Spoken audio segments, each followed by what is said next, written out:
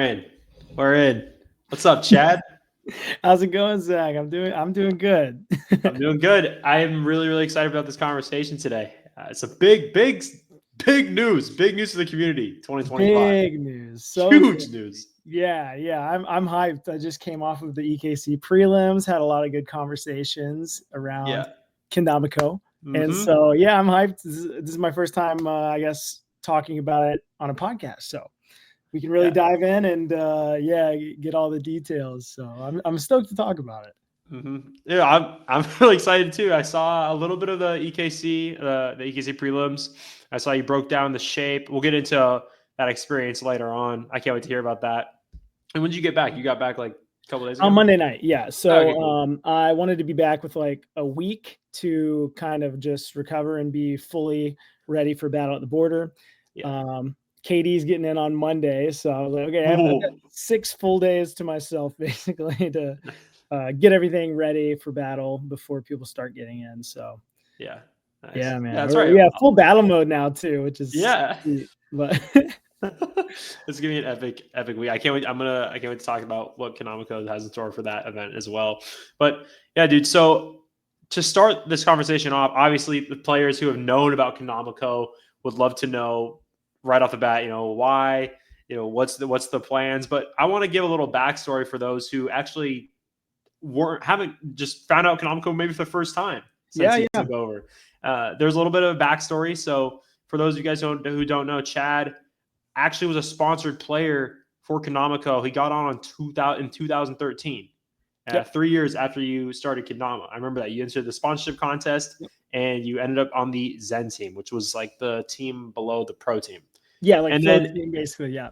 Yeah, and then in late 2016, KenCo Co went out of business. So I'd love for you to fill us in on your 3-year stint with that company as a sponsored player and just how it impacted your KenCo journey overall.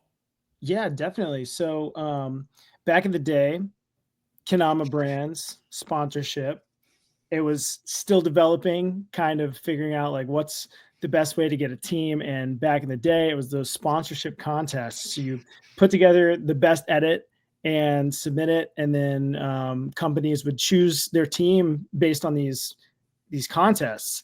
To put a little perspective, like back then, Instagram didn't have video. So YouTube was like the spot for kendama tricks. Mm-hmm. So I had a couple opportunities between Konami USA and Sweets Kendamas to put in videos, and like I went for Kusa, didn't get it. I was going to go out for Sweets, but then the day I went to film, super windy, and I didn't land anything. I couldn't put together an edit. KenCo came around. I'm like, okay, I've not missed my shot. So I had some footage stacked up, tricks, because again, like you never really posted like one trick. It would always be like stacking for edits back in the day. Yeah. And now with Instagram, you just lace and you post it, most likely same day. So I had all these tricks stacked, ready to go, filmed like probably like 6 new tricks, had 6 stacked tricks, put together a fire edit, made the cut. They sent me pretty much just like a Facebook Messenger DM. I don't even know if Messenger was around at the time. It was probably just like Facebook messages or whatever. Yeah. I got the invitation. They announced, I don't even know, like I was looking for the team announcement myself just for a little like history to find like what was the exact date. There wasn't like a video to announce. There wasn't photos on Instagram. I'm like, I don't even know how they announced us. But yeah, I joined on the same time that like the Bonds, Chris Bosch, Sam Cannon, Jake Fisher, they were all pros, obviously. But like it was just like KenCo sponsored, maybe like it's like a squad of like felt like 14 or something. Like a lot of people. There's a lot of history I've got to like go back and figure out. But my experience after making the cut, I was really active with posting edits on YouTube, super active in like the Facebook. It was like Facebook walls. It wasn't even like FKC didn't even exist in those early days. It did come along eventually, but like you would like share your stuff on like Konami USA's Facebook wall and like Sweets' Facebook wall. Mm-hmm. And so like, yeah, the way that you like shared stuff back then was so different, but I was really active in all of that. Battle at the Border, of course, has been going on since 2012. So it's like had a nice annual event, which at the time was just, a small gathering. And so like all these things, like Kendama Co would sponsor the event. They send a package every 1 to 2 months with like 3, 4, 5 kendamas, shirts, accessories. They had the Kendama Co, the co-pilot back in the day. Clack One Open that Hunter Bailey used to make, the little like metal bottle opener. Yeah. And so man, I would just in my videos promote KenCo.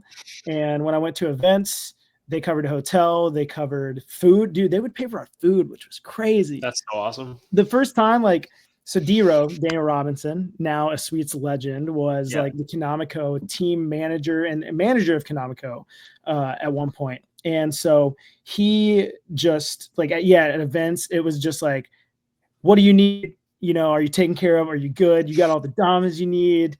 Like we'd go out for dinner. He'd just give me a $20 bill. I'm like, dude, food's going to cost me like $8 or something like that. So I'm like, like they just give me $20. That's crazy. And so, my experience was crazy. It was amazing. Like, that was my first sponsorship, first time receiving kendamas for free. And, I also was just like, okay, I get damas. I need to promote them, make edits, always KenCo shirt on. And, I got a taste of the sponsored life, and it was great. Yeah. And I remember you being very, very active as a player. You were one of their main guys because of how active you were with making, edits, tutorials, even. You did collab edits with other Zen team members, and of course you battled the border and everything. And I remember seeing you traveling to events as well. Like right after you got sponsored, you were starting to make your way out to different events across the United States. So you were always one of the staple players in my mind, even if you were on the Zen team, not the pro team. Like just still. Honestly, in my mind, just one of the guys. I feel like the team was so well known for being one of those just insanely highly skilled teams, especially the pro team. Like you go to an event and like the Kendama Co guys were the ones that you're like, okay, they're gonna take the win, or they're a guaranteed like top 3 position. And so me on the Zen team, like I guess the thing that helped me stick out would be all the media, the putting out edits, and also just stuff I enjoyed doing. So it wasn't like I was like grinding or like I have to do these. Like I enjoyed making edits and hosting events and everything, and making tutorials. And so with such a strong, skilled pro team for KenCo, on the Zen team, I feel like I definitely stood out, I guess, as that secondary tier, the flow team. Like I was at the top of that, wherever that was. 100%. And you were kind of just taking care of Fisher too, because you were older than him. And I have a feeling that might have carried a good bit of the decision to add me. I was like, Jake and I are both Kentucky boys, and like if he needs to travel out somewhere with me, like he can fly in with me. And that was kind of like one of the points when I got sponsors, like, someone to like look after Fish. And so, I the first trip we took together was to Spokane, Washington for Spotown Throwdown 2. And that was my first time flying out for a Dama event. Yeah, that's crazy to say now, because I fly everywhere. But Kendama Co paid half my flight. All of Jake's flight. He was a pro, so or junior pro, I should say. Junior pro. Junior pro, because he was young, he's just like 15. Yeah, I don't know. Shredded just as hard as everyone else on the pro team. But dude, they opened up a lot of doors, and I think started the Dama travels for me in that way. Yeah. Those are definitely my good old days of Dama. Not good old days is all I wish I could go back to, but just really nice nostalgic memories of the time. Like you even talking about how it used to be posting on people's Facebook walls. I mean, I used to not have any social media, and I would just check Facebook accounts hoping that they would announce something cool. Like that's how I found out at events. I looked at WKT's Facebook wall for Battle, and then they posted Battle in Seattle, and that's how I found out about it. So if I never did that, I would have ever gone. And it's like Instagram pages now. It's like that's where all the information is going. Yeah. And yeah, back in the day, it was, again, even before FKC, which now isn't even the most prominent place, I guess. Instagram is definitely like where all the information is. But back in the day, you just Facebook walls, man. That was something else. And then, like Ken Garden blog I and the used to check Deal that With every It day. blog, those two are the like only other like resources back in the day outside of the like Facebook walls. And then YouTube, like, yeah, you just go to YouTube channels and like all of a sudden there'd be a trick video or something. You're like, what? Yeah. Used to be Anything event to do. pages too. That like now it's Mhm. like Instagram accounts have their, or sorry, events have their own Instagram accounts, but like you had to have a Facebook event page back in the day if you wanted to like That's so. solidify the dates and everything. Yep, that's how it Yeah. was. Good time. It's evolved a lot since then. Yeah. So when did you becoming the owner of Kendama Co officially happen last year? When was that official? So I would say, first of all, the idea came for it in Yeah. 2020. Okay. So it's been like 4 years in the works. I would say that 2024 was when it officially happened. Okay. Um, when I fully green light, like I knew like, okay, I can do this, Yeah. was October 2024. Nice. So very, very like very recently. Hmm. Um, but it started in 2020. The idea, the conversations, the getting the web domain, like all these ideas came early COVID at home. Shelton and I, my brother, co-owner of Sol as well, he and I were just looking at Kendama web domains, and we were like, oh, I was like, let's check Kendama Co, just see. It's been 4 years since they went out of business. Yeah. I'm curious, like, it'd be interesting to get it. I don't know if we'll do anything, but let's check. They were on a 4-year like renewal, like every 4 years the website just auto renewed, Yeah. and they went out of business in 2016, and it looked like their website was just like going back onto the free, just available to anybody Right. basically from the 4-year mark after they didn't renew again, and that was 2020. And we got the domain during that time, Wow. and then it was just a matter of getting in contact with the old owners, getting permission, getting the socials, and just figuring out like what would be required, or just navigating that. And so the past 4 years have been just a mix of navigating that. Wow. And yeah. Not, I mean, not all. It's not like every single day I was like Right. trying to figure it out, but every 2, 3, 4 months, getting a response back, or like getting a green light on something, and going from there. So yeah, 4-year process, and finally coming into fruition. Basically, I mean, we could just say 5 years later, really, because now we're in 2025. That's when the official Right. launch is, and I wanted to open up the new year with that announcement as well, like going into 2025, January 1st. This is what's going down. So Yeah. And and so did you that's amazing that you've had this idea brewing for since 2020. What crazy. so did it start out, it sounded like it's kind of started out as that'd be cool to just own the domain, but why what was the appeal to you to start to own Canonical and actually go for this? Because you already have Soul, you already have Soul, you've been building Soul, you've been Yeah. building Soul for the better part of over 10 years, and it's growing, it's still getting better and better, but now I mean, in my time as a Canonical, I've never seen an owner of two companies at once. So why did you do this?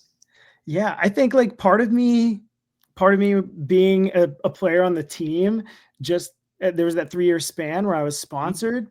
I have a connection with it, obviously, for those reasons, and like had a lot of good positive memories and experiences. There were so many cool Kendama history that Kendama Co created, and players like Bosch and Bonds and Sam Cannon. Dude, I could just go down the line. Jake Yeah. Fisher, and like all of these things that were kind of like history is history. It's going to stay there forever.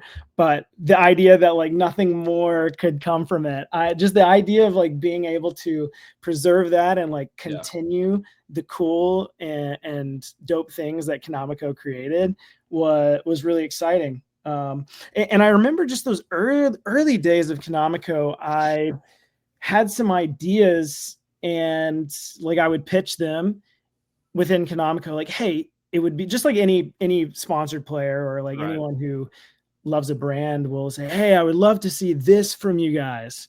At the time it was like hardwoods. I'm like, natural hardwood Kendamas would be so sick. And they're like, I don't think anyone would be interested in that, kind of shrug. And so after a year of being on Kendama Co, Shelton and I started Sol. We first launched with hardwood Kendamas, natural hardwood, very popular, did very well. And so like, I think there's a mixture of like, well, now with Sol, I technically like I could do anything, any ideas that I have, I can do it.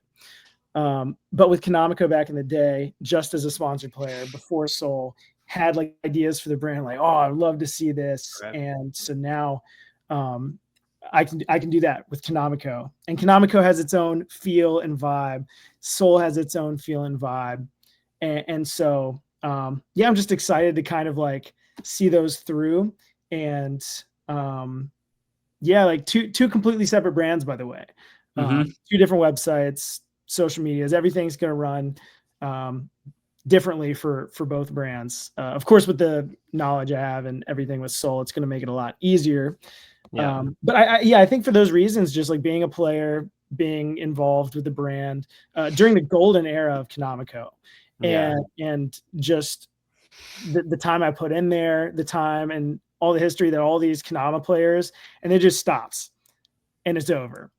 And so my goal with bringing Kendama Co back is just to preserve that and continue that and like continue the history books there.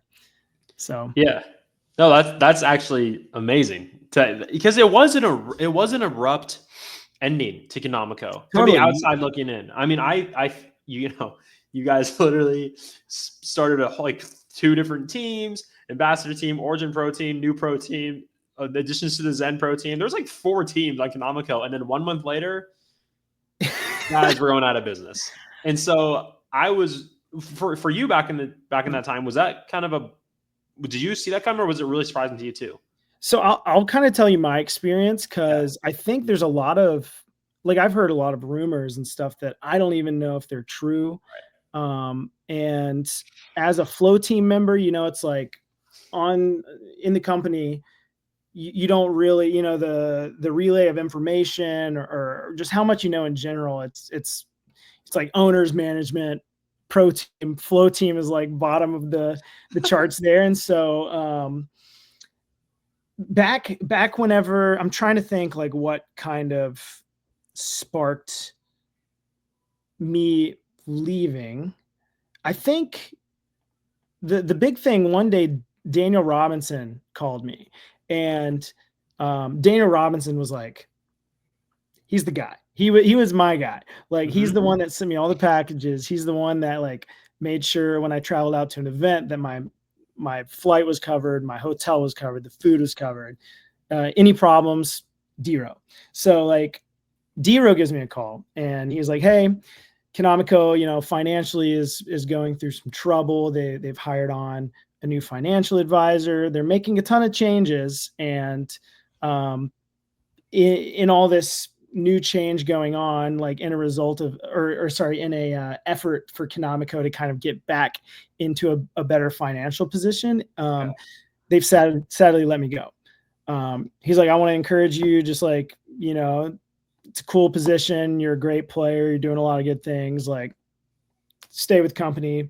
Don't let this affect anything. But from me to you, like, this is what's going on, because he was just my go-to guy, and everyone on the team kind of had that relationship with him. The guy who like makes all your dreams come true.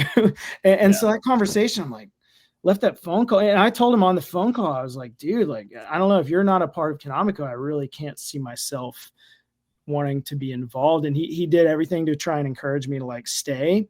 Cause he's like, no, it's just it's nothing to do with you, nothing to do with me. It's like, me getting fired shouldn't affect your decision. So, we ended the phone call, and despite his efforts to convince me to stay, I just had a feeling. I'm like, I don't know, like without Dero, I felt like that decision was wrong. Clearly, like someone who dedicates their life to players, to the community, the scene, like getting fired, I'm like, just didn't make sense. Right. And at that time, there's a lot of other people. I think Caleb Jeffries also left.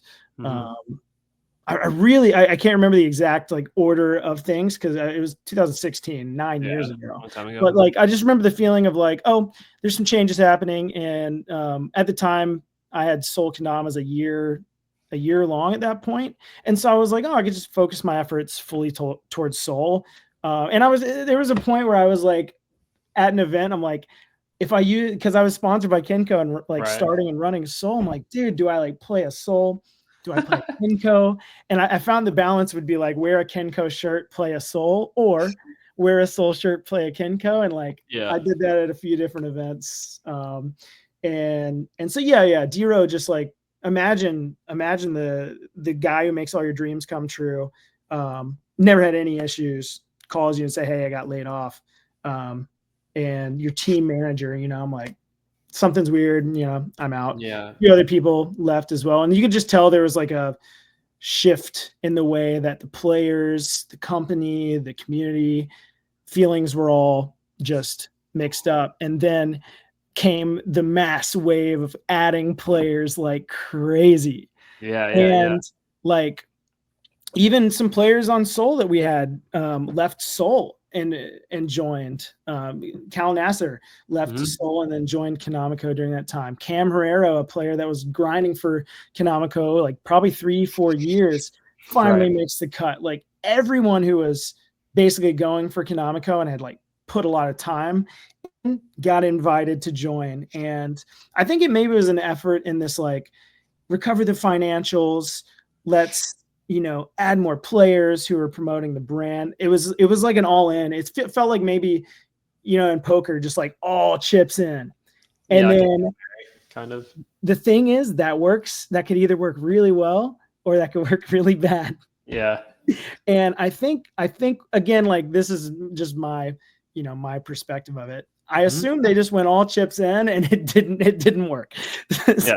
So, well, the sad thing is like when you get all these people involved and then go out of business, it's just like, it's heartbreaking, dude. Like Haruichi, or like back in the day, like Soma and, dude, so many players, Japanese players at the time. It was their Kendama Co's first time adding Japanese players.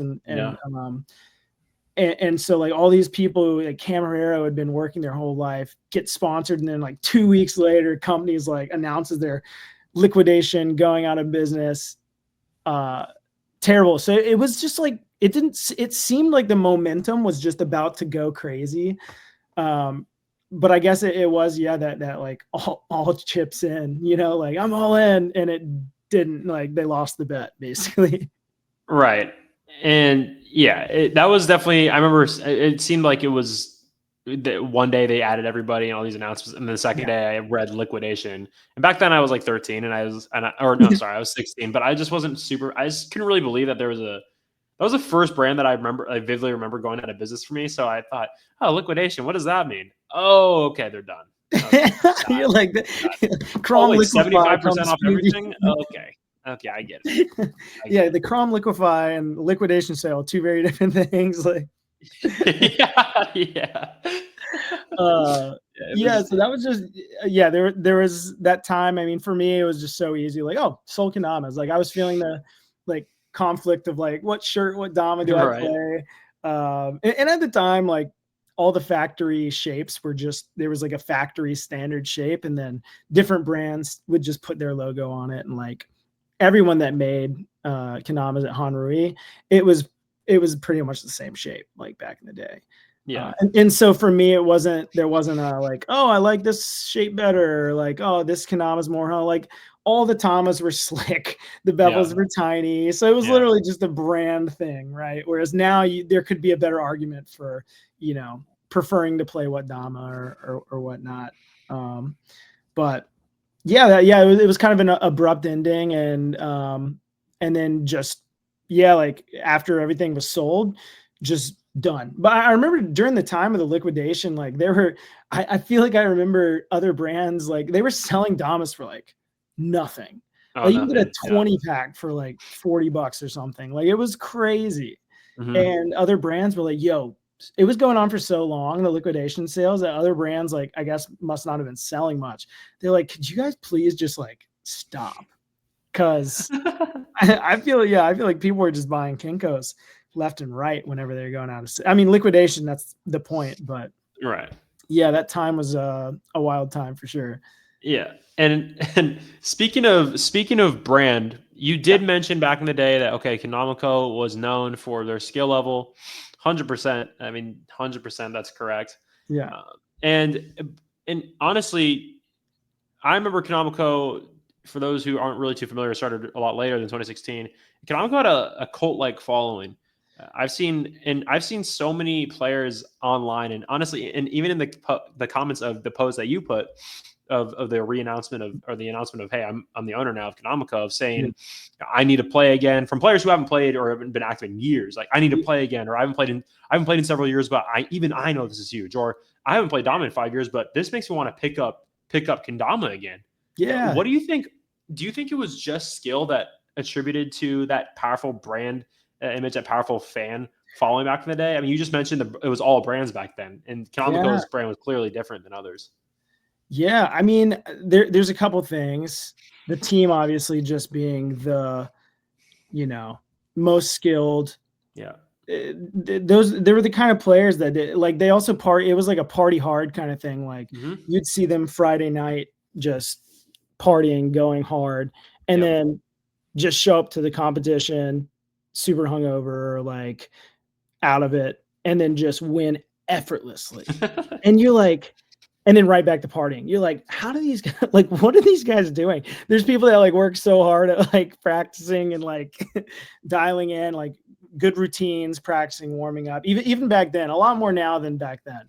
But it was just like this effortless skill on the team side, and like insane edits. And I mean, Kendama Co products, I'm trying to think, like KenCo products were like, they were pretty good, like for the time. Zens had a little bit of grip, and like there was like different eras of Zens where some were like super slick and like chipped like crazy, and then some the paint was like really good and grippy.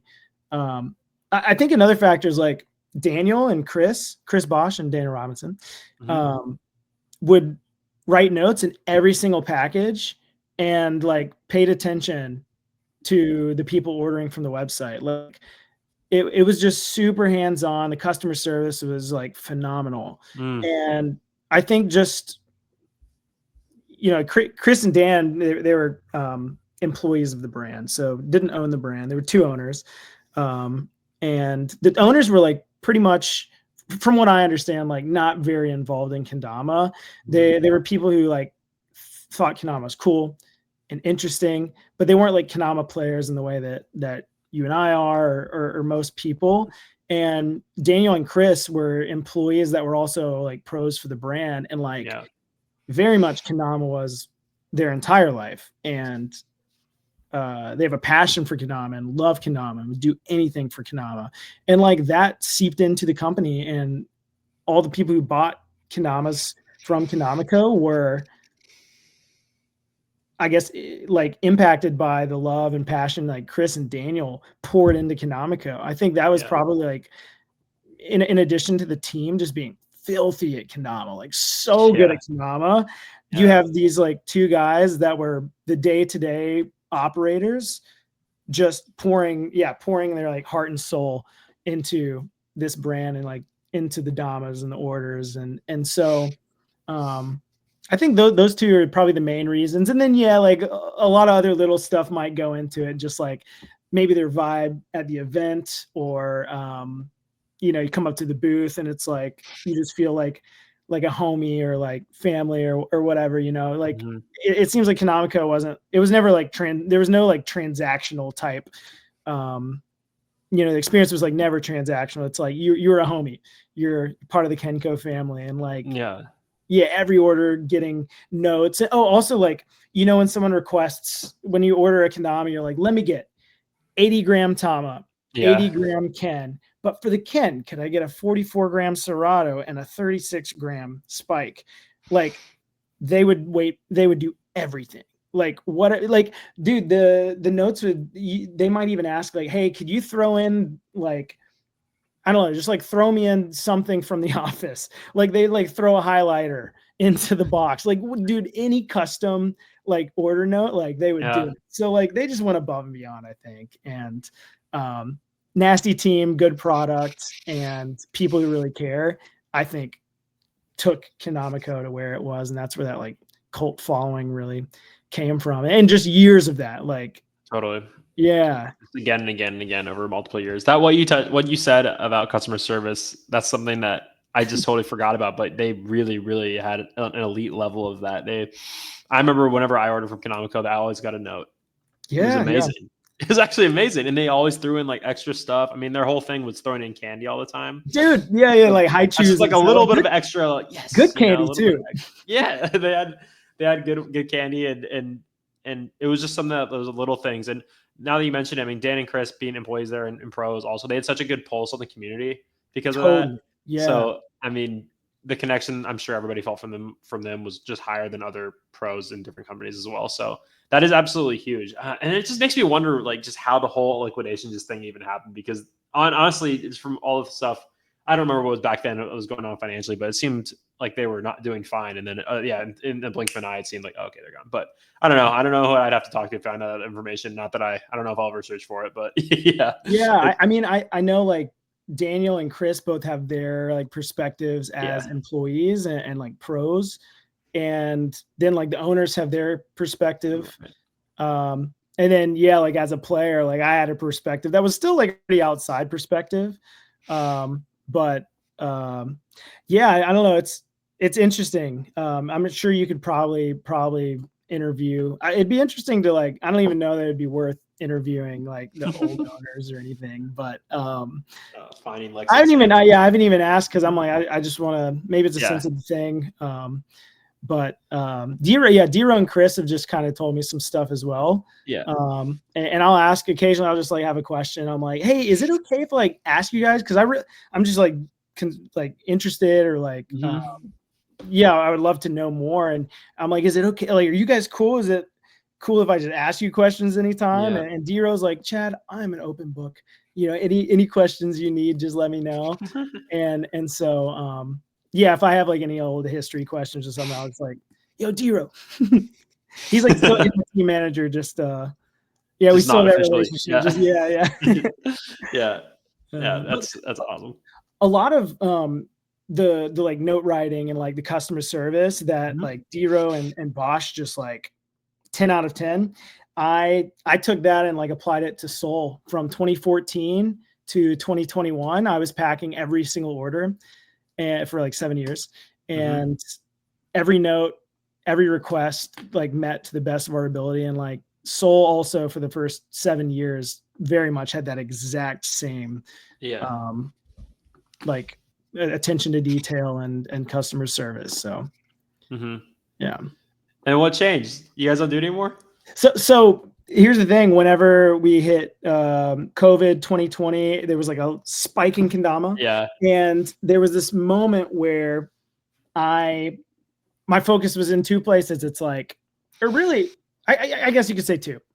There was the Chad that shipped orders, and then there was the Chad that does everything that's necessary for a company or a brand to exist. Yeah. It's checking emails. It is media, sharing photos, videos, the team manager, the one organizing events and traveling to events, and the packing order side of things. Like, dude, I would clock in for 8 hours packing orders, prepping everything, doing quality control, all of that. And like, I'd get to the end of the day and be so tired. Like I can't focus on like the things. I love packing orders. Actually, there's days I wish I still did. And like, there's a few, situations where like I get to ship some stuff and like, I'll still write the order notes and everything, Yeah. just some smaller custom stuff. Or like when we have to string origins Tamas, cause we get the Kens Tamas come from Austria. And so like, I get a lot of chances still to like weight match and do things like that. But it was a time commitment thing where I was like, I can't do both. Or if I do both, one of them's suffering.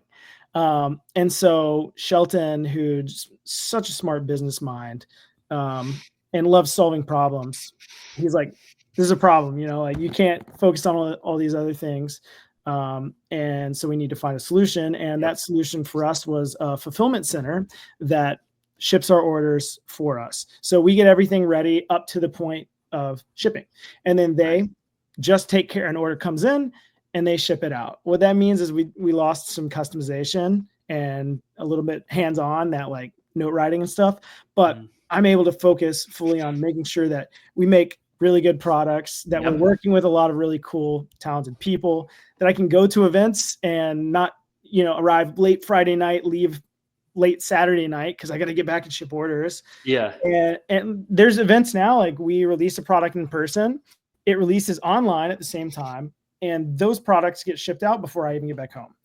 And like that, like there was times back in the day where even Kendama Co, when Chris and Daniel would go to Japan, they would have to squeeze in like a week trip or like maybe 8 days and say, like, put a banner on the website, all orders placed between, July 24th and 31st are going to ship out on August 2nd, because they went to Cup and there was nobody to ship orders.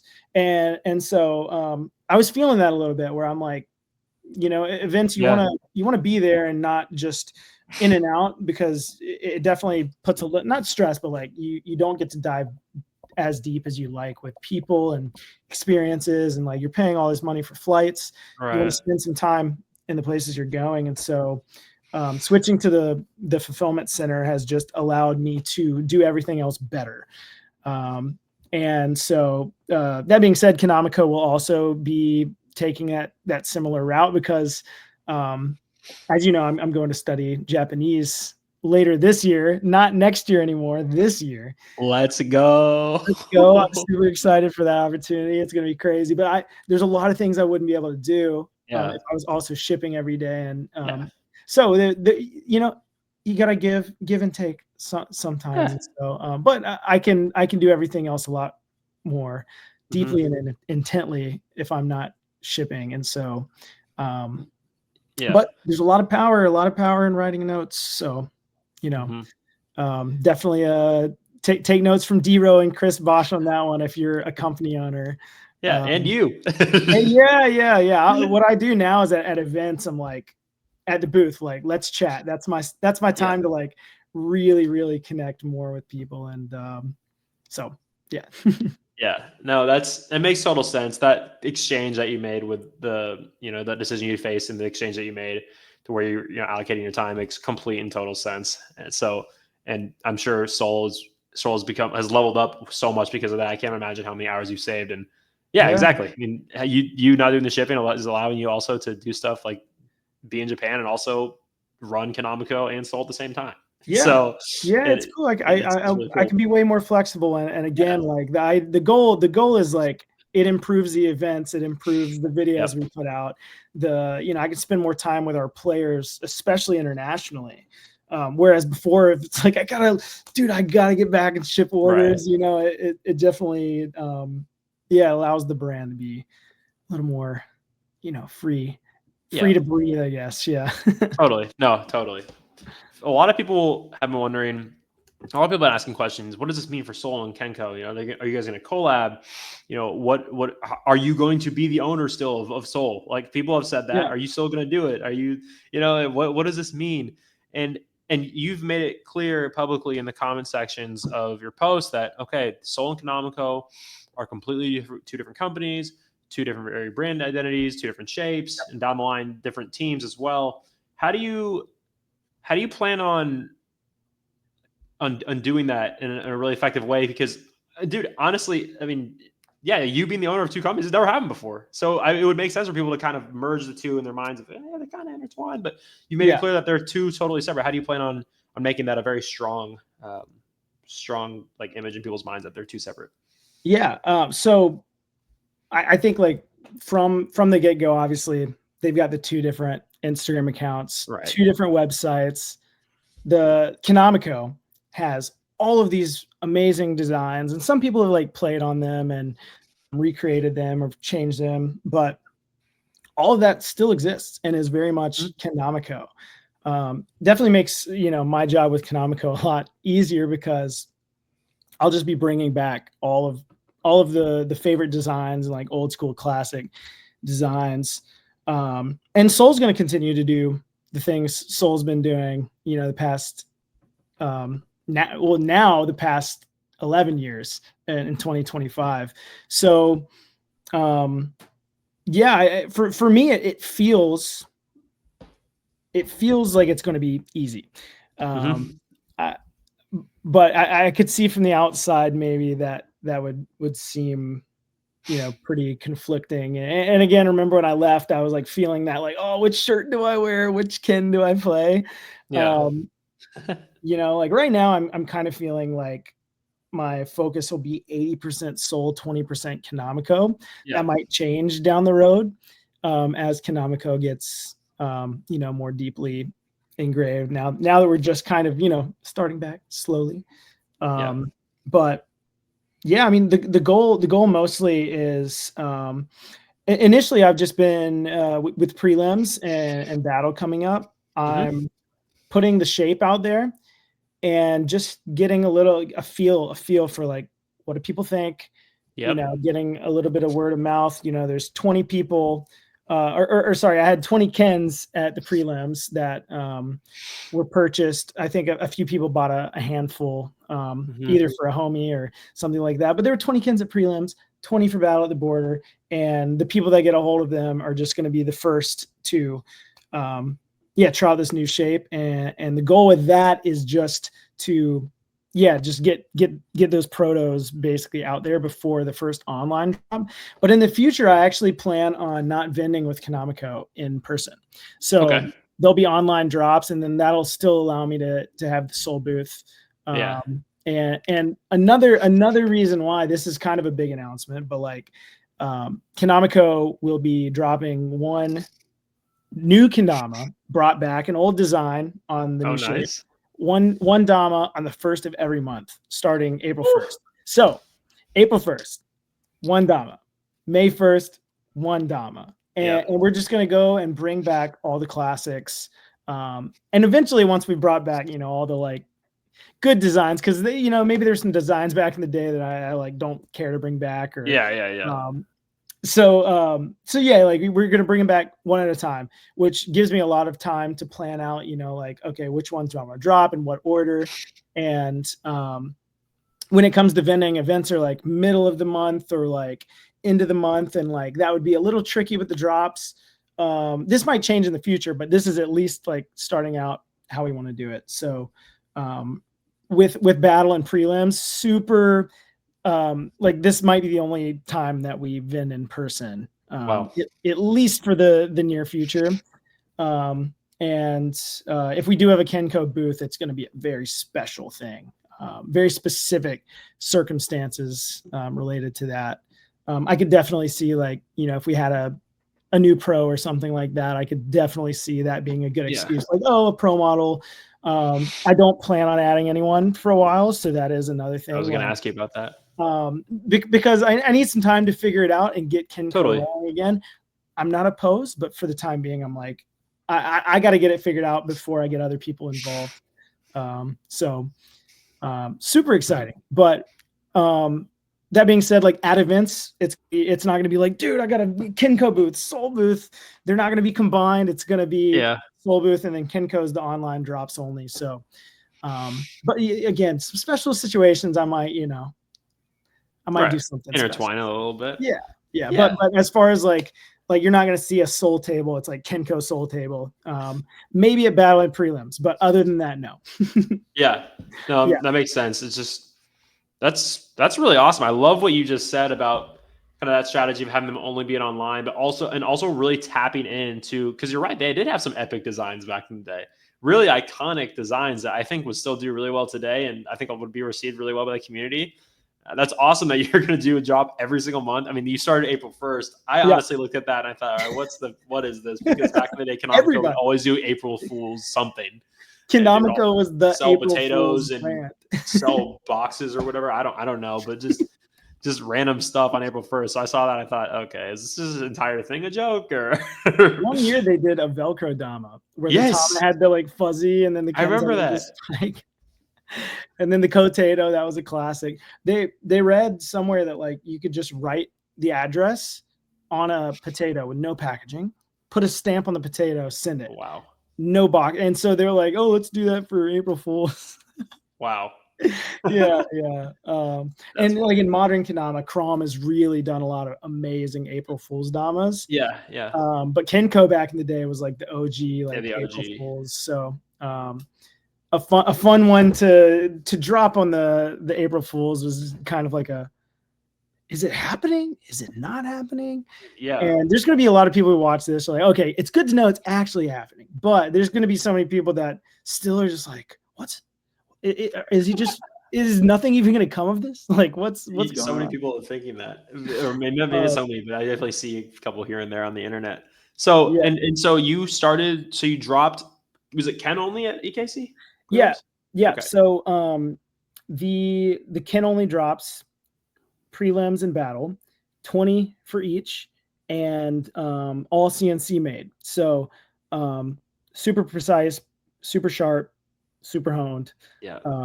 And yeah, it's really just to put the new Zen shape out there and get some feedback and get people talking about it. So yeah.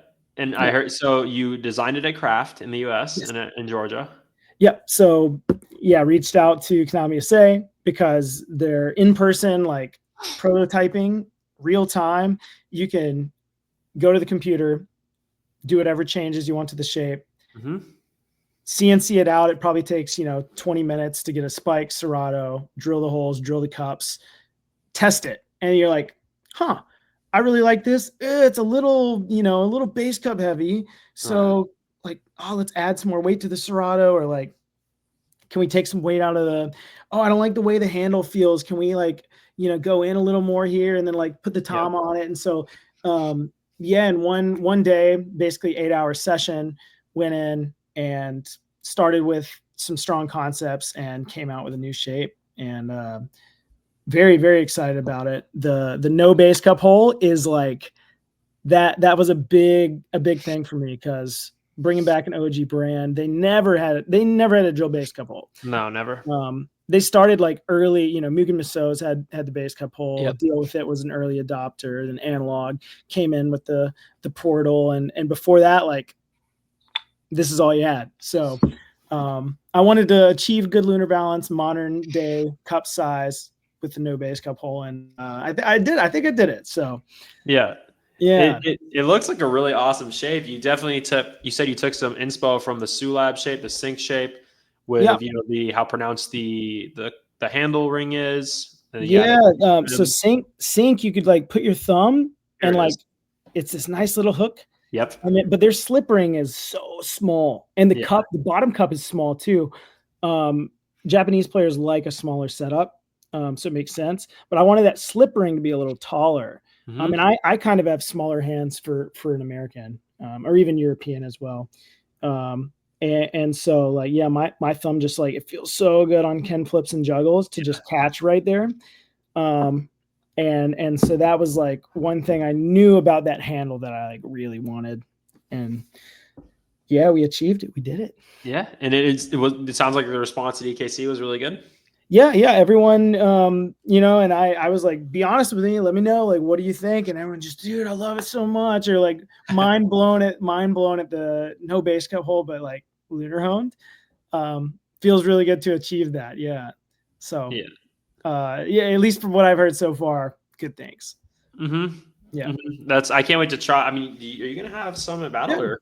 Yeah. Dude, definitely. I would love, just like bring you my sample. Like, yo, play this. Let me know what you think. So we'll do that. We'll make it happen.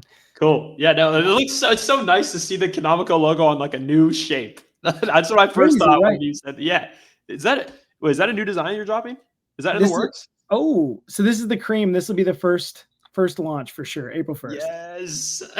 Yeah. Yes. Oh my, that's You gotta bring back the cream, an right? amazing first drop. You're gonna get people from 2013 to come back into play. Seriously. I definitely think so. I mean, the cream was the number one seller for sure. I know Yeah. Striped Zins as a whole, like the whole collection, probably the most popular, but the one design, the cream was like, Yeah, I mean, and cream is KREAM.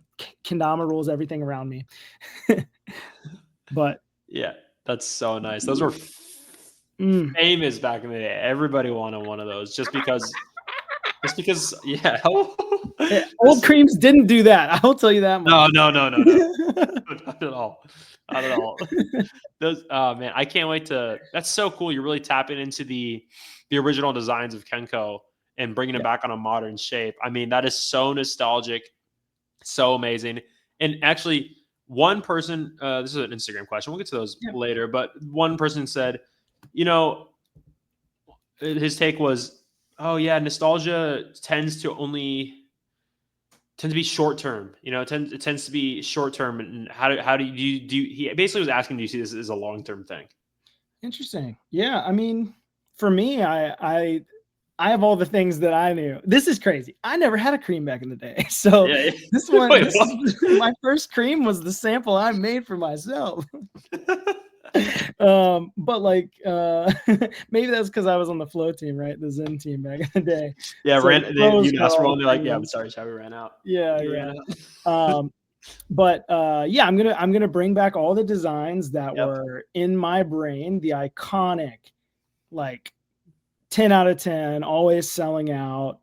Fire Damas. And then once we make our way through all the Striped Zen colors, eventually there's going to be a moment where we've played out the old designs, and I'm ready for that. That is the new era. That's when the new Kendama Co is really going to shine, and just bringing back these old designs I can already feel that there's just going to conversations, collabs.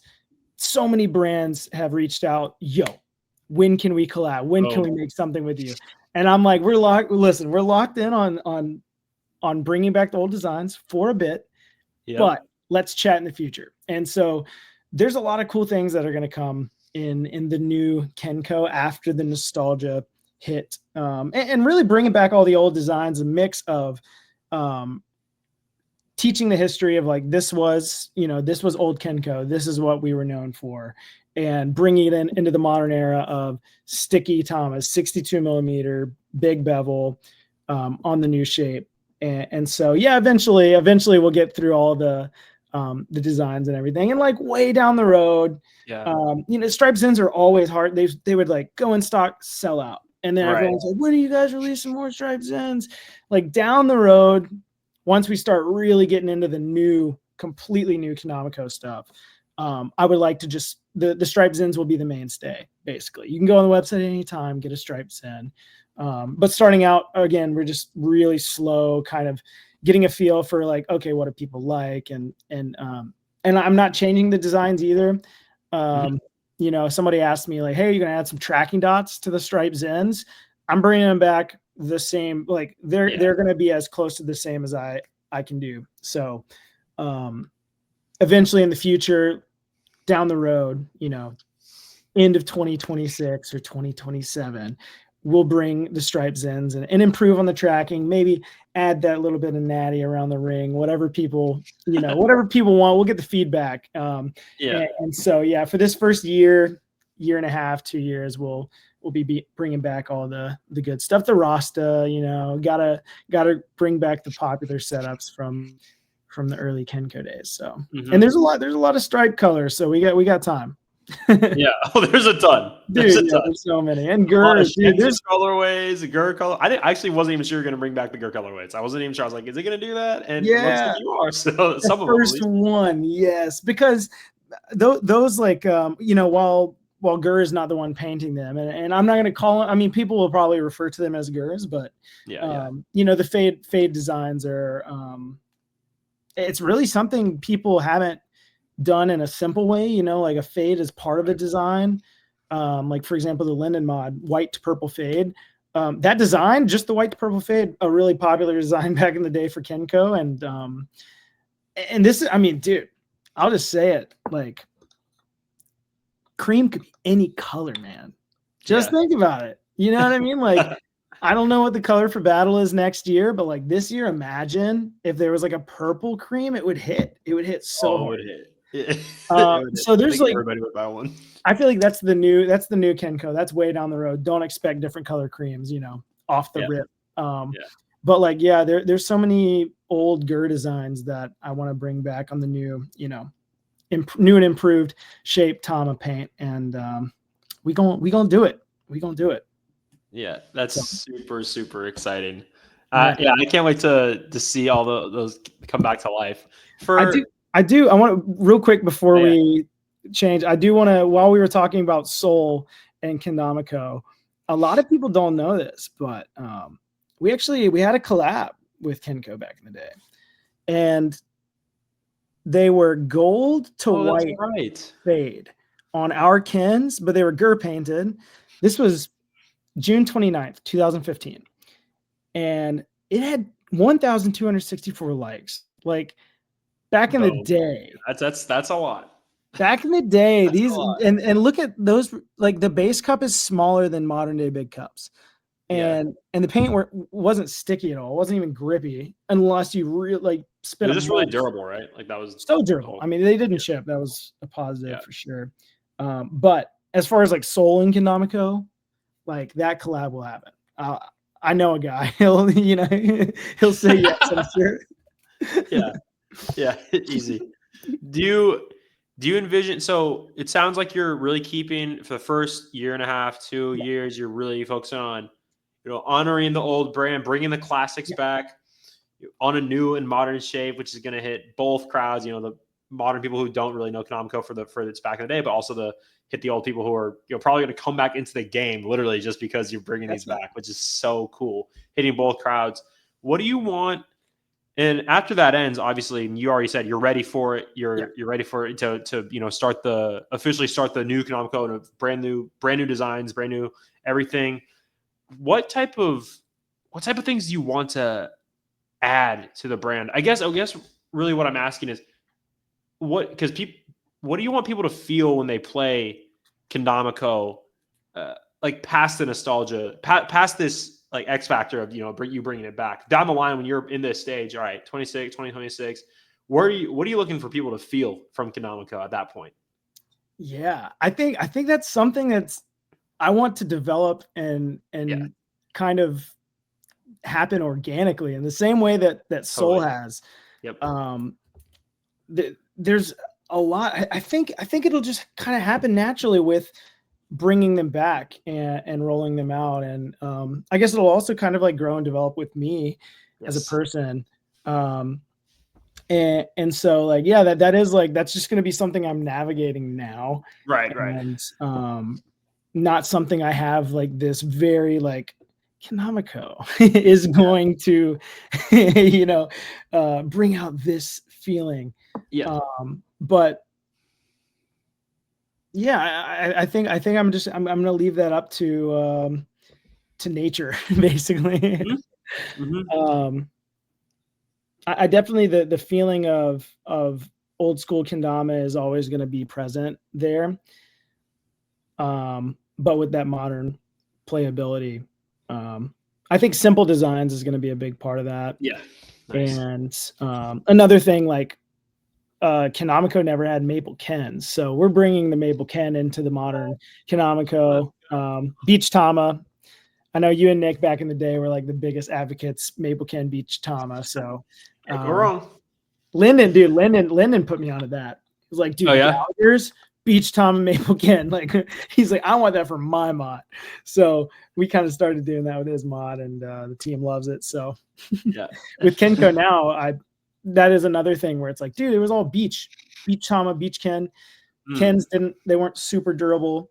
And so, yeah, my goal is really just tying in the old school Dom with the new school, but keeping that old school is going to keep us grounded in the simplicity in the designs. And Kendama Co also, this is something I've got to do a little more history on and kind of like get to know and understand a bit more.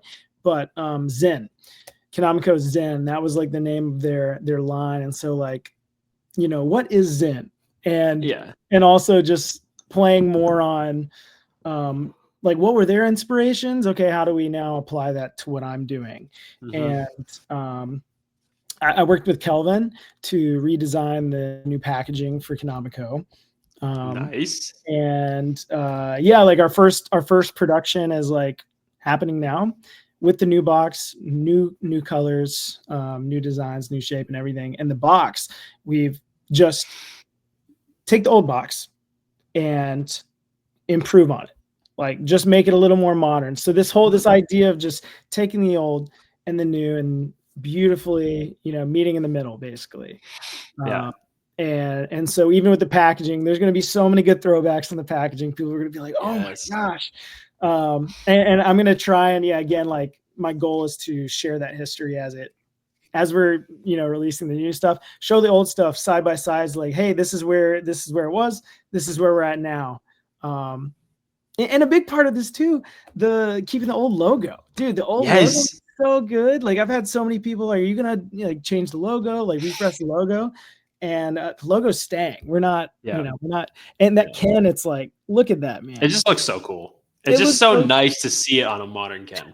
It is so ring nice. stall is hilarious on that. Like, it's just the handle at the bottom. Like, just fully shaded in. So yeah, I think it's going to be just finding that nice balance. Right. It's all about balance. Zen, man. Right. I think I'll play more into the Zen than they did. We'll see. Yeah. I think I'd like to just take that a bit further. So there's a lot of stuff that like even like old edits. I don't know if you remember the credits on some of the edits. It would flash through these series of words. Do you remember that personally?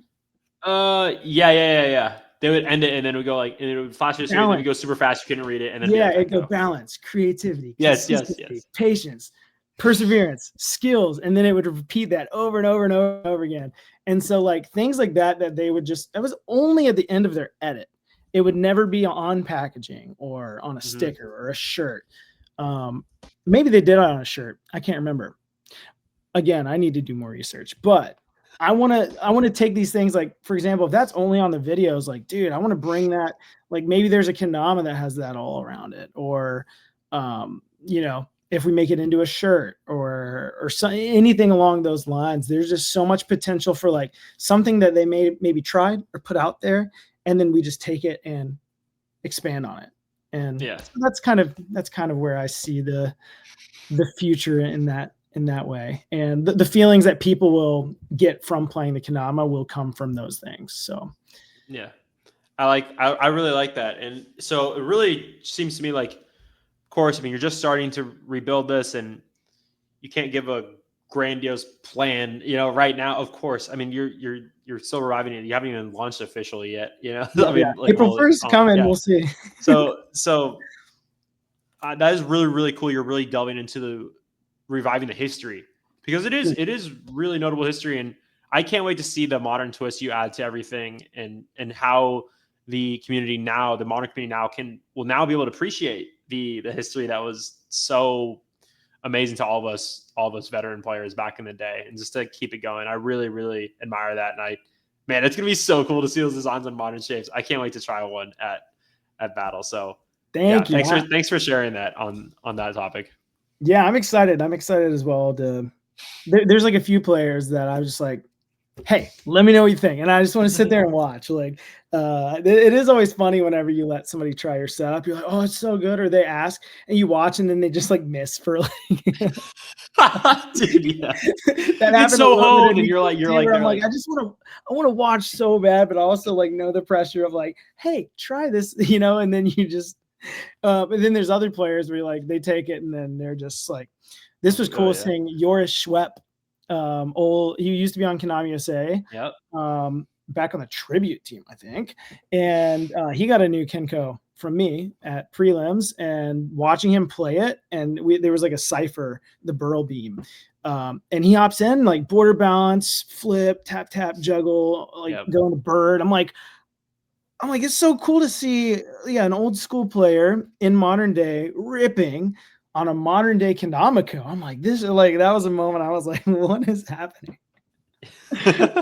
But yeah, I'm excited to get it into some people's hands. And Parthenon Day, Thursday Jam Day, like I'm gonna have one with me, and like I want to get everyone's opinions and get the feedback and spread it. Yeah, super hyped for that. Yeah. Speaking of Parthenon, I looked at the weather that day. High is going to be 23 degrees, so that's going to be tough. Yeah, man. Oh, what do we do there? I don't know. I'll look into now. Parthenon's it's iconic, but it's iconic. But yeah, maybe we make the jam shorter or something. Who knows? Yeah, people will still go no matter what. But. People will still go. Yeah, every year. I mean, bring your gloves. Bring a couple layers. We'll be there. Don't expect to go hard. Okay. Yeah, I stayed the whole time, and like my team, like half of them, like we gotta get back. I'm like, totally get it. You know, I'm like, no worries. Yeah, it'll still be fun. Just a little cold, but it'll still be really, really fun. So. Definitely, yeah. Yeah. For sponsorship, I know you said you're not going to for a long time, but people are wondering, and we did. I know we touched on this, but can you give a timeline on when you would actually be like, okay, this time has passed, maybe now I can, or what would need to happen first off for you to consider, all right, now I can focus on building a team around this. Yeah. So with Sol, we existed for a calendar year before we added any players. And so that's one thing that I'm using to kind of like guide this new Kendama Co journey. It's like, okay, with Sol, this is what I did, and it worked out. So we waited 1 year to just kind of establish our brand identity and like figure out what we are. Because again, like you add a player, and like you owe something to this player, and that player owes something to you. There's an exchange. And if I'm not ready to support a player in that way, it's not going to be good for them. It's not going to be good for me. And so, you know, however long that takes to get that down, you know, I like to give a more definitive answer, but for now, I'm thinking like, what is that balance going to be, especially with traveling to events where, you know, if it's NACO, I don't want Sol and KenCo are different things. So I'm at NACO for Sol. Yeah. And KenCo will be sponsoring the event. But, you know, what does that mean for, you know, covering team hotel or stuff like that? I've got to figure out that. So it's like, I don't know. It's like, hey, I don't know, you know, can't really stay in the Sol room. You know, that's a tricky thing, right? Like figuring that out. Because they're, again, team dynamics, Kendama Co team dynamic, way different than Sol team dynamic. It's going to be different. So it's like, I can't just like, oh yeah, you can stay with the Sol guys. And then that starts to murky the water of Sol and KenCo. Then I really want to keep them separate. So I'm going to figure that out, and it'll take a little bit of time, but maybe the sponsorship is just a different style sponsorship where starting out, it's like, hey, I can give you free Kendamas. And if you go to a competition, I can cover your fee. But outside of those, like, I can't promise any help with traveling, or I can't promise anything with accommodation. And if that's the case and they understand that, and I address that beforehand, then that is, you know, it's a clear thing from the get-go. And so that might be more the route that I take. But definitely taking some time to just like, you know, get the shape out there. And like, a lot of people haven't even played the shape, you know. There's people that love the brand, and hopefully they love the new brand and the new shape and everything. So we'll see. There's going to be players that, you know, this shape unlocks new things for them and pushes them as a player further than they could have even imagined. And I know there's going to be a lot of people who start repping and want to get sponsored. And I also have to I have to, like show respect to that as well. So, Yeah. but yeah, making it known at least from the get-go, like, hey, I've got to figure out things before I get anyone else involved. People will know. So I don't want someone to commit like 2, 3, 4 years of their life grinding for this company. And then like, it's like, sorry, we're just not even, sponsoring anyone or anything like that. So yeah, at least for now, just some time to figure it out. And a calendar year is what I did with Sol. So maybe that's a move with KenCo, but we'll see. Yeah. I really like that thought process and that frame of mind behind, the building, basically your importance of building the foundation. You've done it with Sol. I distinctly remember you not sponsoring anybody for a year when you started Sol. I remember that. I think you said it back then, like, hey, we're not doing any of this until we get 1 year and then we'll see what happens. Yeah. Yeah. And, in that time you built the brand, built a better product. You got way more of involved in the community as a brand and way more of a pulse. And then, of course, when that time came around, everybody knows who you are more and more. And then you can have an amazing, that's just going to increase the quality of your sponsored players and the relationship. You give it that time to marinate and develop. And to see you taking that same approach with Kendama Co, and not only with the sponsorship aspect, but of course, even just building it up with the products, like, let's revive this first. Let's bring it back, see what hits, doesn't. And then we're going to make some moves in a completely new direction. I really, really admire that, dude. It's really kind of just playing the long game, but it's really, that's just the most worth it. That's the most worth it to me. So I really, really admire that. And I know it's going to pay off for you big time, just at the end of the day. Thank you. Yeah, I think for me too, it's like I'm not an overthinker, and I find that I'm better if I do something and figure it out as I go. Obviously, there's things that I think out, and I spend a lot of time like planning. Oh yeah, but it's not to the point to where I can't, just start or make that decision. Like Battle of the Border has, the consistency of just hosting every single year. There's just like a moment where I'm like, I've got to put the date out, and you put the date out and people know, and the ball starts rolling. So with Kendama Co, like one of the first things I did, I put a date out. Yep. And then I'm like, it starts, so there's a bit of that like accountability. We're putting it out there.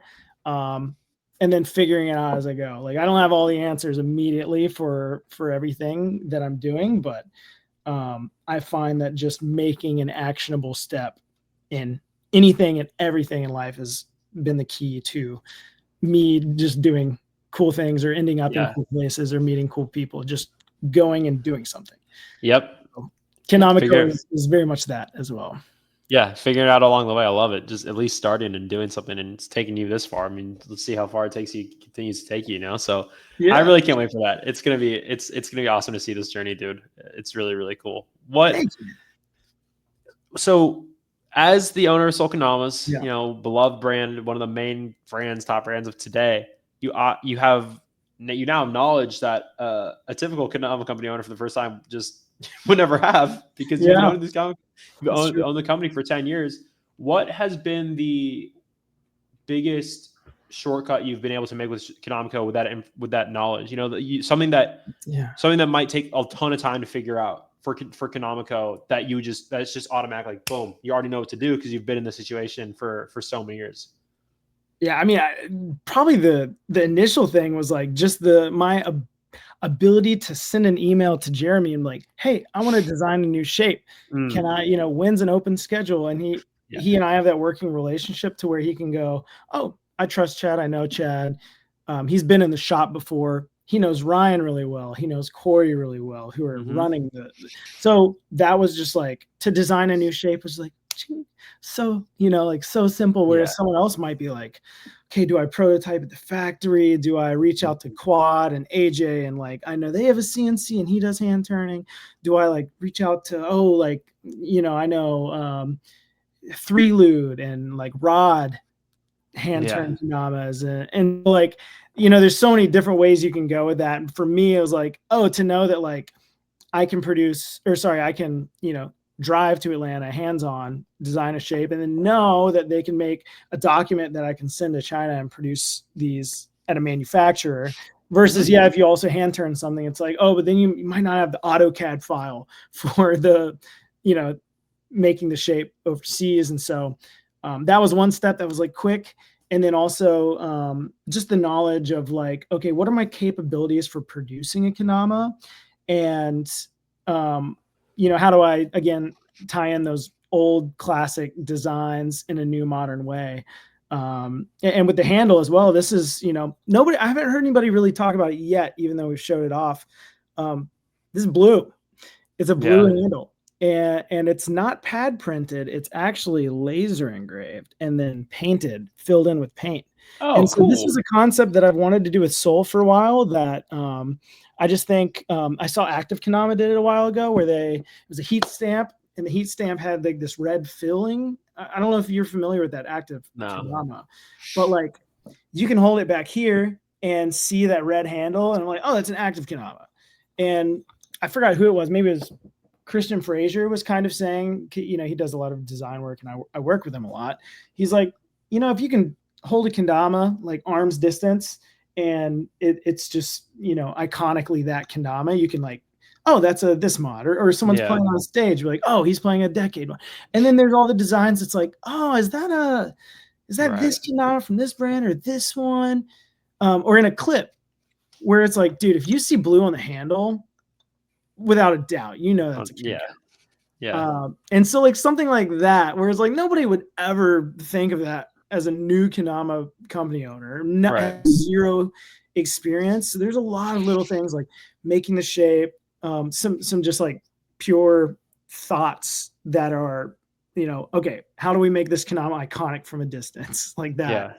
And then, like packaging, we're running a box, taking inspo from the old Zen box and making it new. A lot of brands recently I've noticed, even with like receiving Battle at the Border prizes, I'll just get like a Kendama in a bubble wrap bag. Yeah. And like, there's even no cloth bag or no box. And so immediately I'm like, okay, coming out the gates, I know like how to make a nice packaging for a box. Visibility is important. We can't print over the tom or the handle because then you can't see certain, parts of the Kendama that are really important. Right. And, like, oh, what's required on a box as far as like, choking hazard and, the age restrictions and stuff you can just Google, obviously. But I could just look at what, we've done with Sol and even like collabing with other brands. And like every time you collab with a brand, you learn a little bit, like, and everyone has their own style. And so, yeah, just taking all of those things in the product form has been just like so exciting and fun. It hasn't felt like, okay, we got to figure this out. It's like, no, I've been wanting to do this, and this is a Kendama Co thing. We can just do it and put it on a thing, put it on a box, put it on the can, put it on the handle, and just run it and sample it. And it's been so much fun. And then, yeah, in addition to that, just like Instagram, like, ooh, super vague teaser, just a logo with a date. And then saying, hey, once this post gets to 1,000 likes, we're announcing another big thing. And then like post a picture, we're dropping a new shape of prelims.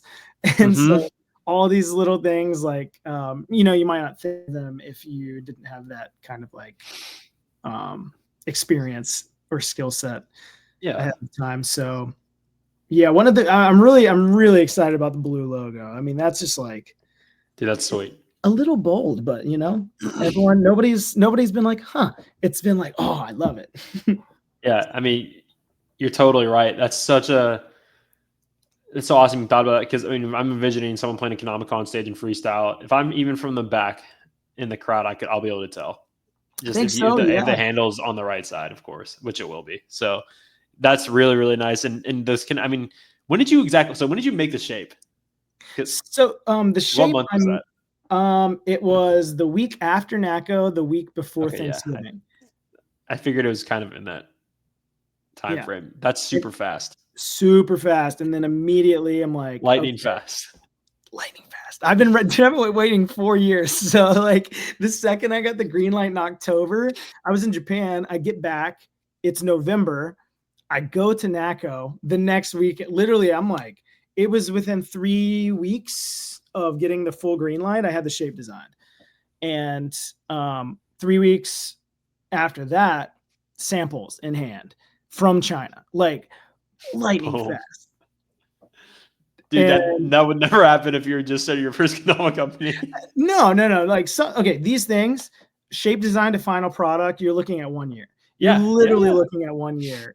And so like, those things I've just been able through connections and relations that I've built over the years, like someone like Jeremy, who, if you just reached out to Jeremy, I don't know that he would allow anyone to just come in and design.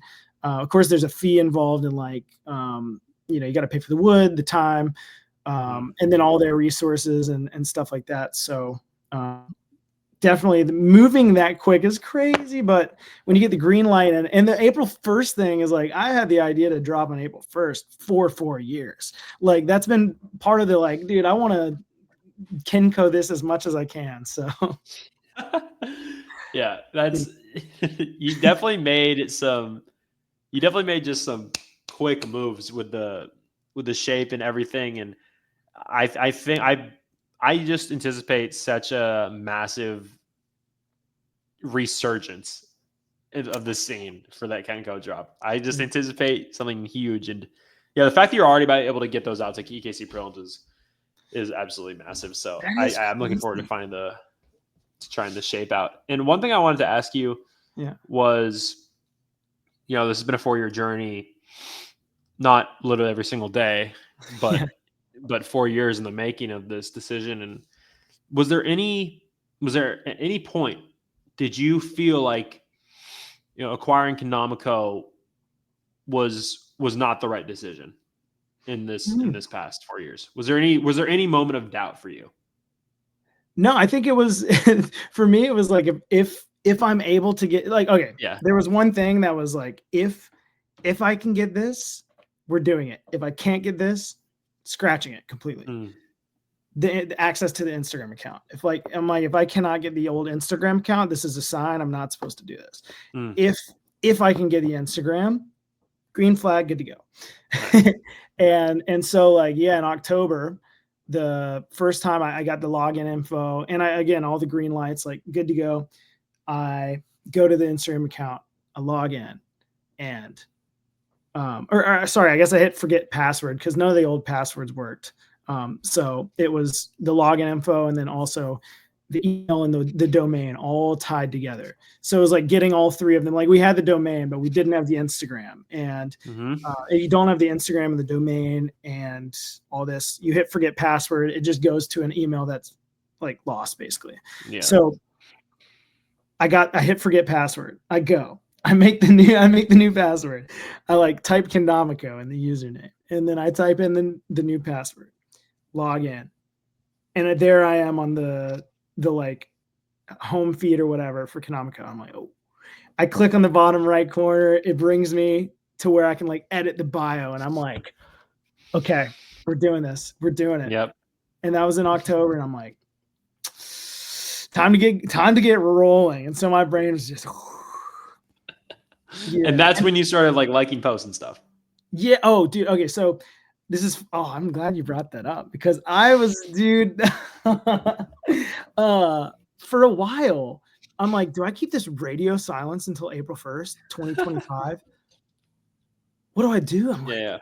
Oh man. So I'm just sitting there, like I'm in Japan too. So there's something about, for me being in Japan, my environment in Japan, I feel so inspired and motivated and like, you're just out, you're doing stuff, you're meeting people. And like, my brain just like, dude, what do I do? I'm like, do I keep it radio silence? Do I just occasionally drop a like? Do I go look at someone's story and just hope they check and see who looked at their story that day? And then word of mouth. So what I did was I'm like, okay, this would be fun. Let me just put the domain name, www.kendamaco.com. Let me just make a website. And then on the website, put the old logo and then put under new coming back in 2025 under new ownership. Yeah. And that was the first thing I did after I got the Instagram account. Because the website was just linked. I didn't change anything. So nothing from the outside changed. And I think it was Marquise Marquise, I don't know what he did. I wasn't liking posts yet. I didn't engage with anybody on that account. Marquise just went to the Kendama Co page one day, clicked the link, and saw that. And he screenshot it and put it on his story. And dude, within 24 hours, the account had 400 new followers. I was like, what? I'm like, dude, I haven't engaged with anyone. This is happening. And so then from that point, I'm like, well, it's been leaked. I guess I could have left the website blank for a little bit, but I like the idea of this like organic, just natural, letting it happen. Yeah. And so like making the website with that teaser. And again, I'm like, the most important thing with this, bringing it back, is letting people know there is new ownership, because the ending was not good. And I think they didn't even have great connections or relations with other brands. Like I think the Kendama Co team, again, it was kind of a rowdy team, and a team that was kind of like rebellious, like rebels, kind people, but just like, I don't know, didn't, wasn't the greatest with other brands or relationships and stuff. I just want to let people know all around new ownership, just to kind of like make sure people know, oh, this is a breath of fresh air. But I'm like, not ready to announce it's me. I'm like, I've got to figure out how to do that. And so once Marquis shared it, dude, it started people going crazy and like, what's happening? And so what I did, I was like, at that point, I cleaned up a couple things on the Instagram feed where it was like, they spammed like 20 going out of business, liquidation. It was like screen grabs of like Clort from like 2009 or 2006. It was like old internet, just like really bad imagery. So I just like archived those posts all the way back to the most recent thing that they posted as a functional brand with players. And I think their team went to Japan for KWC. So it was like Fish, Cannon, John Aiken, a couple other guys. So there's some pictures from that. And I just went back to that. It was like cleaned up all the going out of sale stuff, just because I didn't want people to also like come back and be like, oh, are they going out of sale again? Or like, what's the, right. Oh, let me just go back to the last moment. Things were good. It was kind of the goal. And then I started like following people again. And cause I'm like, dude, people are already clicking through Marquise's story, and then they're going to come to the account. And I'm like, I'm not going to feed post anything. I'm not going to do any story posts for a little bit, but I just started following people that are active today, posting relevant in big things in the community, just super involved. Hit everyone that I felt kind of like, not everyone, but like, 90%, 80% of the people that I'm like, oh, these are the people like hosting events, going to events, winning comps, like just let me get the modern day. Cause Kendama Co followed like a lot of just active Kendama players. Whereas like some brands are like, we follow our team and collaborators and that's it. But Kendama Co is very much a, hey, we follow, like, if you love the brand, we follow you. So I just started a big chunk of that out. And yeah, like I think between that initial like Marquis screenshotting the website and posting on his story, and so many other people followed with that, until now, there's been like, I think 1,000 or 1,200 new followers on the account, which is amazing. So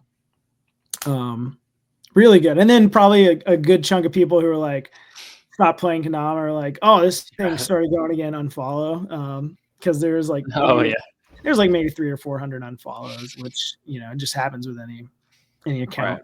Right.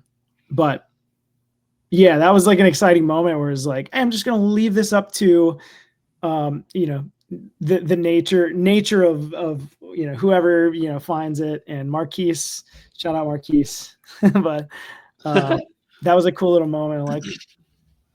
Like what made him go to the website that day. It was kind of interesting. Yeah, that is funny, because I don't know who's out here checking the Kendama Co website just for fun, Yeah.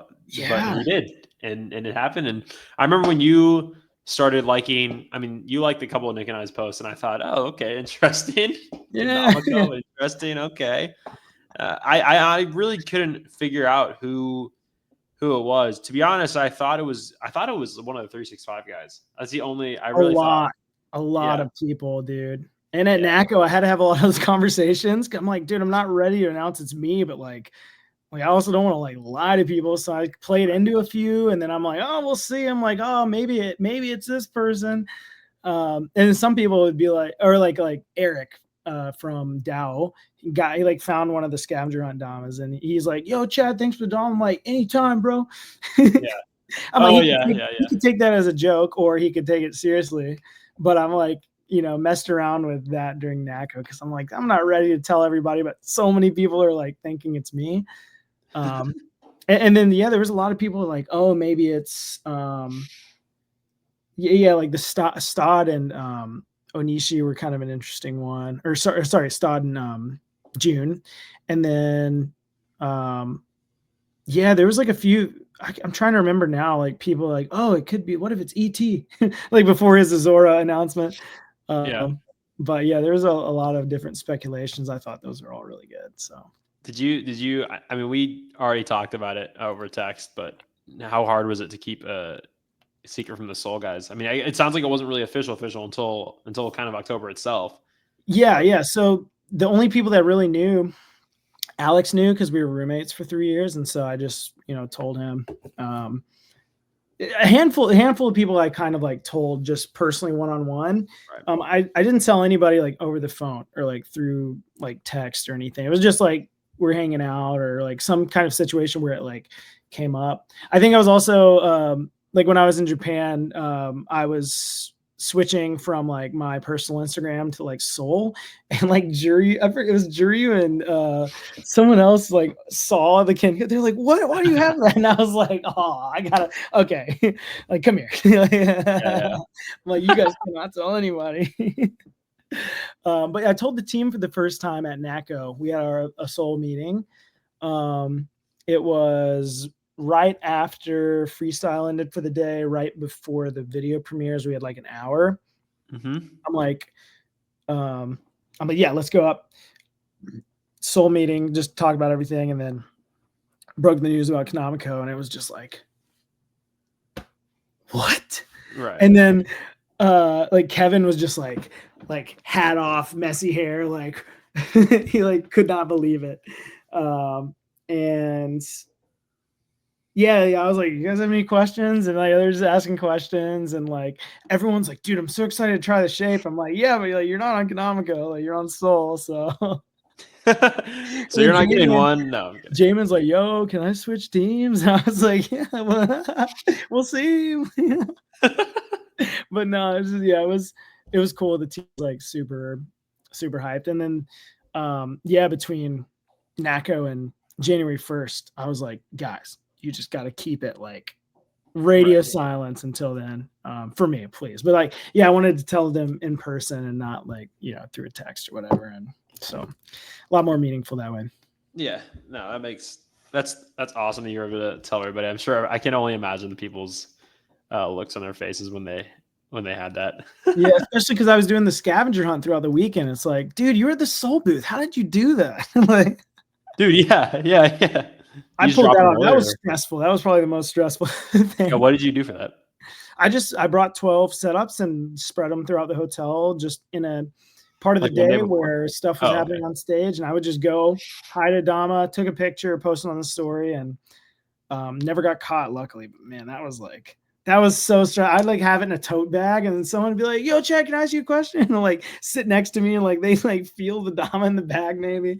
Like, oh, this is hilarious. If anyone opens that tote bag. It's all covers blown. Oh, this was crazy too. It was Marquise, Schneebs, maybe Dylan Klein, those three. We're just like, dude, just tell us if it's you, man. Is it you? And I'm like, you want to see it? Like, you want to like hit my Instagram? And like, I held my phone to where it's like you can click the change profile thing. I'm like, you want to like click it? You want to see? And they're like, no, we're not going to do it. But like, I was going to let them, like, if they followed through, like they would have found out in that moment. Wow. I left it up to them, and Marquise is like, no, I can't do it, man. So you literally just gave him a shot to know. Because my thing is like, oh, if I just like, try and be like, no, dude, I can't show you my. They're like, pull up your Instagram, and I was like, I'll pull it up, but like you hit it, and they didn't. Like I left it there just to like. I'm like, if you want to find out, you can find out, and like that was my way of like, maybe they won't think it's me if I'm that willing to show them. Right. Like, but it was fun. That was stressful though. I was like, I didn't love that, but Yeah. But I have to be on the other side of that. That feels a lot better to now just be able to, I can just be KenCo and not hide it. So yeah, all the work you put in, and now it's finally nice to go public with it. Yeah, it's Yeah. good. Let's get into some questions from Yeah. the community. We answered quite a few in our conversation. Yeah.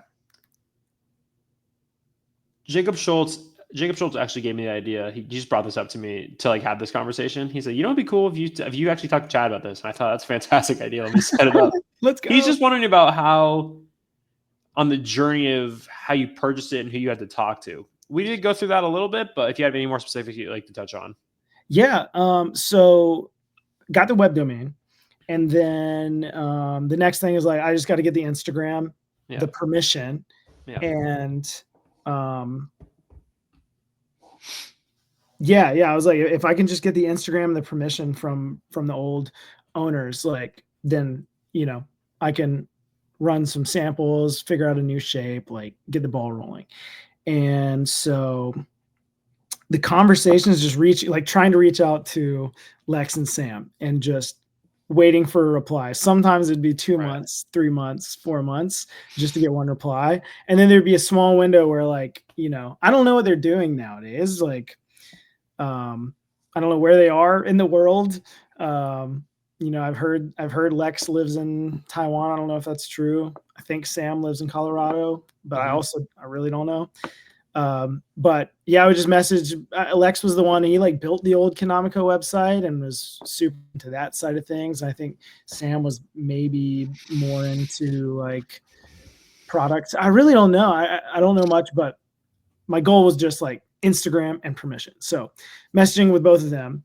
Lex was like, what do you want to do? So I pitched in the idea. I'm like, bringing back all the cool designs, new shape, just preserving the good history and moving forward. And Lex is like, I love that. You're the perfect person for that. I wouldn't trust anyone else. You have my approval. I'm like, sick, let's go.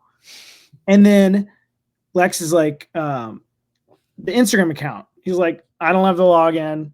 I don't know the password. So if you have the old domain name, the website's attached. Those two are like this. So if you can get that.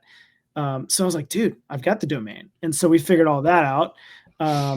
And yeah, he basically gave me the green light in that conversation, just like over the course of a few years. And with Sam, and then Lex is also like, yeah, Sam like has some old stuff in his garage. And for him, it's like, if you just pay for those and pay for the shipping, then from Sam, that's like, you've got our blessing if you take the Kendamas from his garage. And then, for me, I guess for him, for Lex, it was just like they put, however many years of their life into this, and it was a business of theirs. And I don't know if they had other businesses or just from what I've heard from Daniel and Chris, just knowing that like Daniel and Chris did the day-to-day like operations, and they were just kind of like business owners. Right. So yeah, getting their blessing and just saying like, hey, trust you, you're good to go. And also just like, yeah, make it clear. It's like, yeah, I'm taking this over, and they're no longer involved. And so yeah, Sam, conversations with him on the other, like some other, can't remember if it was text or this was like through Facebook Messenger or whatever. Maybe it was like Instagram with Sam. I really can't remember, but he was just like, yeah, if you can pay like, however many dollars per Dama, and then pay the shipping fee, just so I can like, they've just been sitting in my garage for 6 years. And I'm like, done. I got them paid. And again, like that conversation took, a couple of years. And then finally they showed up at my house and I'm like, this is real. It's funny because when you tell this story, I'm just thinking, oh yeah, it just happened in a couple of days. But yeah, it was a couple of years. It was a long time, but just, like, I guess they're doing stuff. They're not involved in Kendama at all. So, social media wise, seems like neither one of them are really big or interested in social media very much. So, I forget in Kendama, we're just so like, with Instagram especially, it's like you want to be involved, like you're there every day checking in, like me as not just the person who runs brand accounts for now Sol and Kendama Co and Battle event account, like I've got to be on there every day. But like as a player, I'm like, I still want to post tricks and be active. And like, it's a goal of mine to like put out this many tricks in a year. And I forget that people outside the Kendama world, whenever I like talk with people who don't play Kendama or just, childhood friends or whatever, like their view of Instagram is like, oh yeah, like I'll post like occasional milestone photo, like a big life update. Yeah. And some people like might have the same profile picture for like 4 or 5 years. But for me, it's like, all these experiences traveling, like we're all connected through Instagram, and that's how we like communicate and share thoughts, projects, things like this. And so, yeah, when people aren't super involved on that, and like, yeah, like I send a DM to a Kendama homie, I'll hear an answer back. Like I shoot a DM to them, like, it might be 6 months before I got an answer. So that was, that might also just be a them thing. But I've got friends outside of Dama very similar. It's like, yeah, I'll delete the app for 6 months and then like get bored one day and download it again. And so very different. Yeah. For me, I was like, different stuff. Yeah. I'll reach out to like Gloak and I'm like, hey, I want to ship all these products to Japan, or like, hey, can we make Kendama's the Legacy factory? And then like a day later, we're like, let's do it. Like, so I'm used to that process. Yeah. Or like I can hit you guys up like, hey, you guys want to get involved with Battle at the Border? Like what's your plan for the weekend? Do we want to do anything Thursday night? And then like a couple of hours, we've got a great plan put together, So that was a long process, but glad we're on the other side of that as well. So there's a lot of things that just gotta persistence too, or perseverance. Let's tie in. Yeah, that could have easily died out. That could have easily died out if you weren't continuously sticking with it. I mean, how many messages did they probably took a couple times. You probably hit them back a couple times in a row before they even responded to you. I thought for sure it's just not happening. In 2022, and this is probably not happening. Like 4 years later, though, I'm like, oh, I did it. We did it. Finally. Yeah. It feels good, man. That's got to be so relieving, honestly. Yeah. It's so refreshing to hear that story. You finally got it after years of persistence on something that when you tell a story, it literally seems like you'd probably be done like a month, but obviously there's so many challenges. Everything's usually takes longer than people think. So yeah. This is one last question. You did touch on it a little bit, but just if you want to go more in depth, how do you plan on balancing owning two companies in the same market? I think this is actually a pretty common question. So I know you said 80-20 on Sol and KenCo, and KenCo is going to be mostly online. Starting out, it feels that way, definitely from like a planning and clocking in for the day. That's kind of the general time allowance, I feel. But that could, down the road, I could definitely see that switching a bit. And the team, like having a team definitely is a big time concern for me personally. It might be different for other brands and other brand owners. But like, I really spend a lot of time like talking with my team and being involved with them. So if Kendama Co ends up with a team, then definitely a lot more allocation there. So yeah. Cool.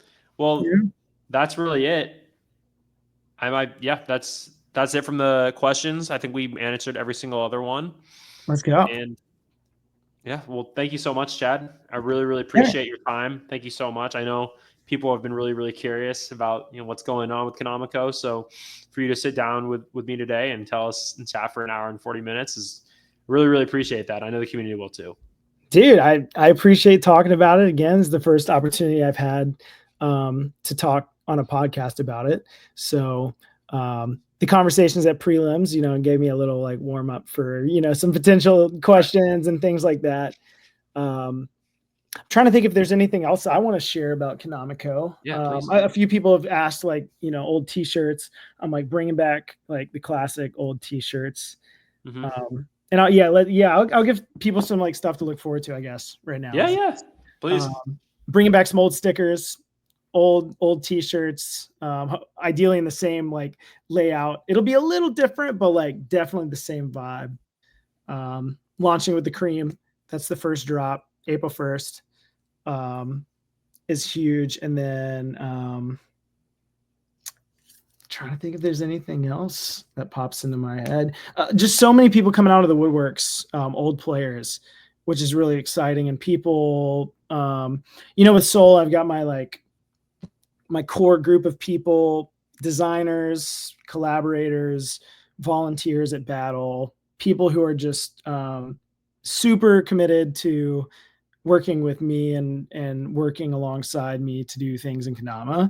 And when Kendama Co announcement came out, so much of that with, hey, I helped at RMR back in Colorado, and I want to bring RMR back. And we have these ideas that we miss about Kendama Co. And people are like, hey, we helped at all these toy fairs. And like, I haven't touched a Kendama in 3-4 years. Super excited to hear this. If you're ever doing these things, let me know. Like 15, 16 different scenarios, completely separate from each other. Like, Yeah. It can be easy to forget the impact that a brand has when it's gone for 9 years. And then these people who had, very strong experiences with Kendama Co, like good, positive experiences in the Kendama community, are like, I want to come back and be involved now that Kendama Co is back in. So there's a lot of exciting things there that and new relationships that I have to build now that are outside of Sol and my own experiences that these people have had with Kendama Co. And so like that's like really exciting to have those conversations and kind of like see where Kendama Co takes me in that direction. So I guess that's kind of like for now that's kind of everything, I think. Exciting things. So stoked for it. Yeah, I had to move right there. Sorry, but no worries. No worries. Yeah. Can you still hear me? Yep. All right, cool. Fire. Yeah. No, I think I'm really looking forward to it. I'm looking forward to everything that you have planned, and just from the stuff you shared here so far, it's I think, I mean, there's a lot to look forward to, and I really am can't wait for the new designs. I think I'm actually the most excited about that. Let's go. Yeah. Well, hey, next weekend, Battle of the Border. I want to hear your thoughts on the shape. Let me know what you think. And yeah, I'm stoked to kick it soon. It's gonna be good. Yeah. Same. And dude, do you want to just for a second? I know you mentioned you're going to Japan, and I know you touched on. We did the last time we talked was like 5 months ago on here. Yeah. But wow. Do you want to tell people about kind of what your plans are since it's coming up? Yeah. So for Japan. Yeah. So there was a point last year where I was getting ready to like renew my my lease for a rental in Chattanooga. Alex and I have been roommates for the past 3 years, and he, is pursuing some new work stuff outside of Kendama in his life, and he was like, "Yo, I'm thinking about moving. Like, I know that might put you in a weird position or something, but like, let me know. If not, I'm down to stay here, but I've got this cool opportunity." And so then it made me think, I'm like, okay, well, what can I do? Do I live by myself? Do I get a new roommate? I'm like, I've been wanting to study Japanese, because every time I go to Japan, I have the opportunity to speak with anyone who speaks good English. Then all the people that don't know English, I can't connect more deeply with. And so, and every time I leave Japan, I'm like, why am I leaving? Dude, I love this place. I'm so sad leaving. And so, I was like, this opportunity to go study Japanese comes up. And I'm like, let me look into that. And so I found a good window from April until October.